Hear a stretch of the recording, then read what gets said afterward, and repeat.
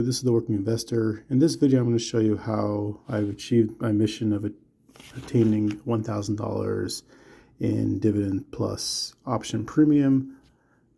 So basically, I've done a bunch of options using the wheel strategy with Tesla, Apple, TQQQ, a SPY dividend of $199, and then as you can see the rest. The last one was Microsoft.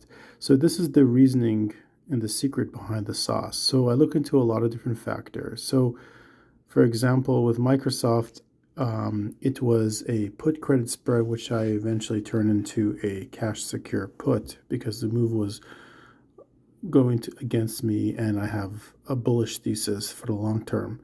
But the point is that people look into how much premium they make, and that's a mistake. So you need to look into your premium, you need to look into your delta, you need to look into your underlying, you need to look into, most importantly, your percentage, your annualized percentage. So this way you can make an apples to apples comparison based on like a risk adjusted return. So I'm looking for underlyings that I enjoy and I don't mind holding for the long term.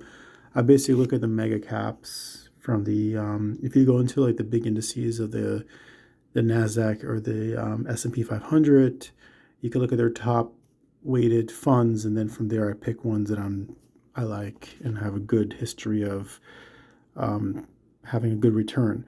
So for example, when I put on the cash secure put on Microsoft, for $395.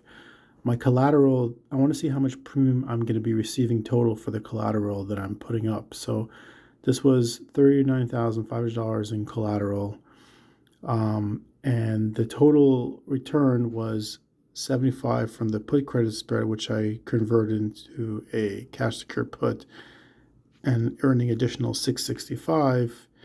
But then I had to pay $8 to close the trade because I wanted to close it a little bit early. So my total return was $732 on $39,500, and you have to annualize it. So if you take how many days total I was in the trade for, it was 21 days into the trade. So 21 divided by 365, times the 39,500.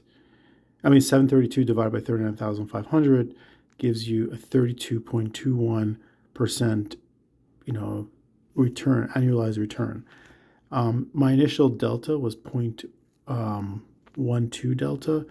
I usually look, but that was because it was a vertical put credit spread.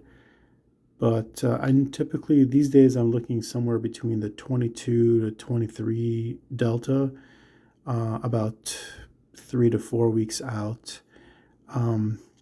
If I'm really like optimistic and if I feel like a underlying is oversold, I may go to like a 0.3 delta, like I know a lot of people recommend. But this is my everyone has their own personal preference. This is my personal preference at the time, and it works. Maybe it worked because this was an earnings season, but we'll see. So yeah, I do need to average out like what the average annualized percent is, but I feel like the annual percent yield is the most important number to look at, in my opinion, because that tells you, like, for let's say every $100,000 you're investing, what is your cash flow?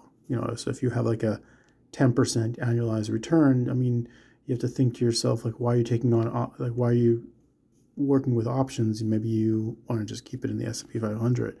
I'm not a financial advisor, but that's just my opinion. So by working with options, I'm trying to get a better return than the S&P 500. So my goal is to achieve, I know it sounds a little conservative or it may sound extreme to others, somewhere between 12 to 18%, ideally like minimum 15% annualized return, if not more, as my floor. So that is the secret sauce that I look into. We'll see how this strategy pans out in the month of May.